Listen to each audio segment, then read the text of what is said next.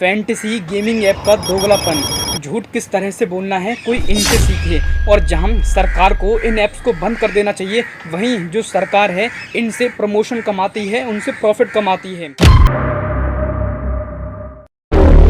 और आप लोगों ने कई सारे क्रिकेटर्स को, बड़े बड़े इन्फ्लुएंसर्स को ये सुना होगा और ये बोलते हुए सुना होगा कि टीम बनाओ और करोड़ों कमाओ। तो सबसे पहले जरा इन एडवर्टाइजमेंट को आप लोग देखिए। What's up, guys? Aamir sir, एक 150 में भी तो खेलो। 150? That's fast. अरे 150 के लिए तो मैडी काफी है, मैडी। सर, आपको बोला है खेलने के लिए। अरे एड्स में तुम लोग भी तो डुप्लीकेट यूज करते हो। हाइट, बॉडी, अकल, शक्ल छोड़ के सब कुछ सेम तो है। मुझसे ज्यादा डुप्लीकेट तो ये है। मजा आएगा जब सब खेलेंगे। ड्रीम 11। इस खेल में आदत लगना या आर्थिक जोखिम संभव है, जिम्मेदारी से। फ्रॉड।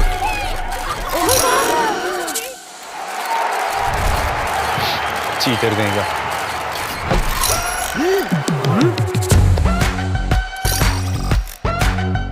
ये एमपीएल है, नो फ्रॉड, नो चीटिंग। यहाँ आपका गेम और पैसा दोनों से। डर को हटाओ, बड़ा खेल जाओ।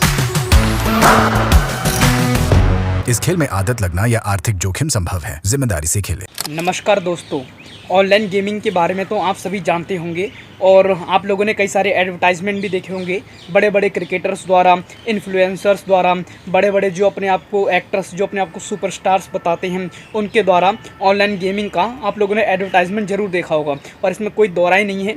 जैसे कि ड्रीम 11 हो गया, विंजो हो गया, तो कई सारे क्रिकेटर्स हैं, इन्फ्लुएंसर्स हैं, एक्ट्रेसेस हैं, जो आपको इस प्रकार का जो है एडवर्टाइजमेंट देखने के लिए आप लोगों को यूट्यूब पर, टीवी में, कहीं ना कहीं जगह या इंस्टाग्राम पे, सोशल मीडिया पे देखने के लिए मिलेगा।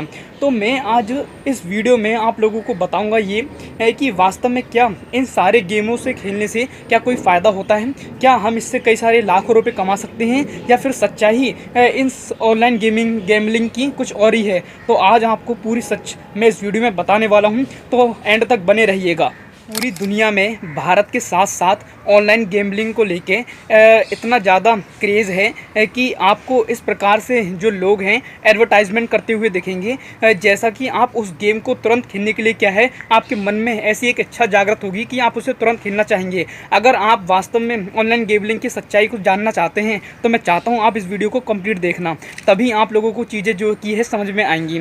और भारत के साथ साथ पूरी दुनिया में लगभग 50% से भी ज़्यादा जो लोग हैं इस गेम में, इस ऑनलाइन गेम में क्या है उलझे हुए हैं, और जहाँ पे उन्होंने अपनी कई सारी जो ज़िंदगियाँ हैं उन लोगों ने अपनी बर्बाद करी हैं। तो मैं आप लोगों को इस वीडियो में सच्चाई बताऊँगा, तो आप इसे टिल एंड तक देखिएगा।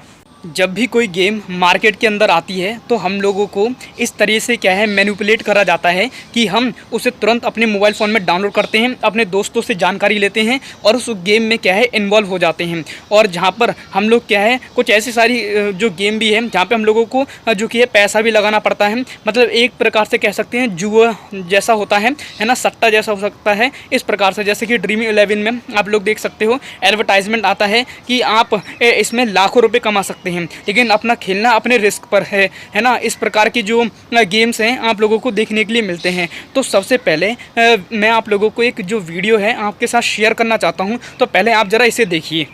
ऑनलाइन गेमिंग जो है, जो टीवी पे ऐड आता है, जो पैसे कमाने का, जो आज आप टीम लगाइए और करोड़ रुपए कमाइए, इसमें से बहुत लोग गेमिंग एडिक्ट। ने खेला क्या ये? कितने पैसे कमाए? अभी मेरे ऊपर 96 लाख। कितने? 96 लाख। 96 लाख रुपए का? माँ टीचर है, माँ बात नहीं कर रही, क्यों? घर का कोई और लोग नहीं? मुझे लगता है आप लोगों ने इस वीडियो को कंप्लीट देखा होगा और आप लोगों ने जाना होगा कि किस प्रकार से इस बंदे ने 96 लाख रुपए का जो कर्ज है अपने सर पर रख लिया है। मतलब कैसे कर्ज में पूरा डूब चुका है, और जहाँ पे इसकी जो घर की स्थिति है वो कितनी ज़्यादा ख़राब है। मम्मी जो कि एक टीचर है और इसने इतना बड़ा कर्जा, यानी 1 करोड़ से ही मान लो भाई 96 लाख करोड़ अपने कैसे चुकाए गए, आप अंदाज़ा लगाइए। अब ऐसी नौबत क्यों आई हमारे देश के अंदर, जो इतने ज़्यादा जो युवाओं को जो है ऑनलाइन गेमलिंग की तरफ जाना पड़ रहा है। तो इसको लेकर भी मैं आपको एक वीडियो शेयर करना चाहता हूं, तो ज़रा आप इसे देखिए। ये रोता हुआ लड़का 96 लाख के कर्ज में है इससे कोई सिंपैथी नहीं रखनी है, क्योंकि गैम्बलिंग ऐप के जरिए ये रुपए हारा है। क्यों भारत के युवाओं को गैम्बलिंग की लत लगती जा रही है? पहला कारण है सरकार की नाकामी कि समय पर युवाओं को रोजगार नहीं दे पा रही है।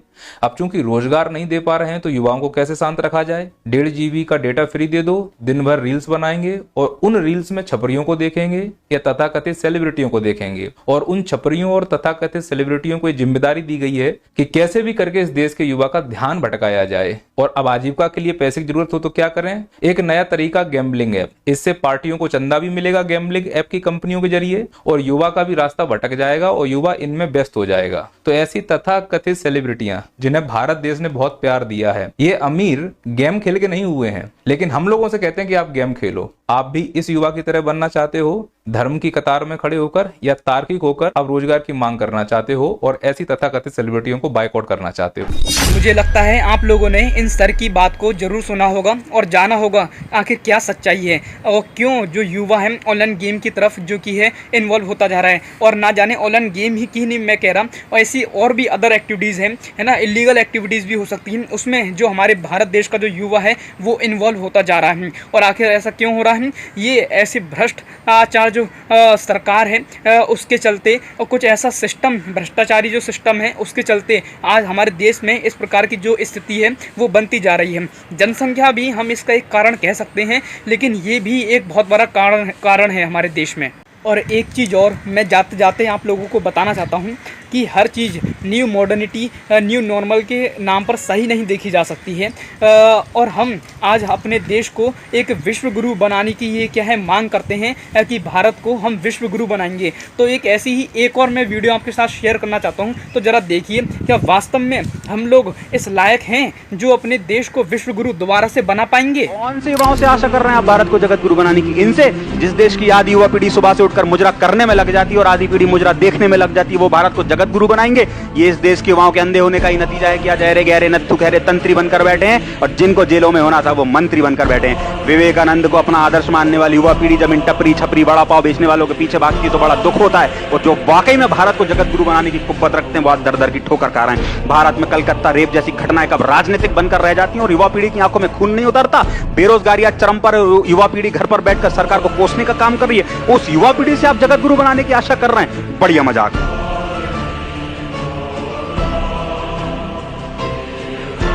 मुझे लगता है कि जो मैसेज मैं आप तक पहुंचाना चाहता था तो मैंने आप लोगों तक शायद पहुंचा दिया है, और आप लोगों को वो चीज़ें समझ में भी आई होंगी ऑनलाइन गेमलिंग को लेके, और भारत को विश्व गुरु कैसे बनाया जाए इसका जो मैसेज मैंने आप लोगों को दिया है तो वो भी आप तक ज़रूर पहुंचा होगा। तो बस मैं इतना ही कहना चाहूँगा कि अगर भारत का युवा इसी प्रकार एक्टिविटीज़ में उलझा रहा, ऐसी ही जो वीडियोज़ बनाता रहा, तो हम अपना उम्मीद करते हैं कि भारत जो कि है कभी विश्व गुरु नहीं बन पाएगा अगर इसी तरह से जो कि चलता रहा। तो मिलते हैं किसी और वीडियो में, तब तक के लिए जय हिंद।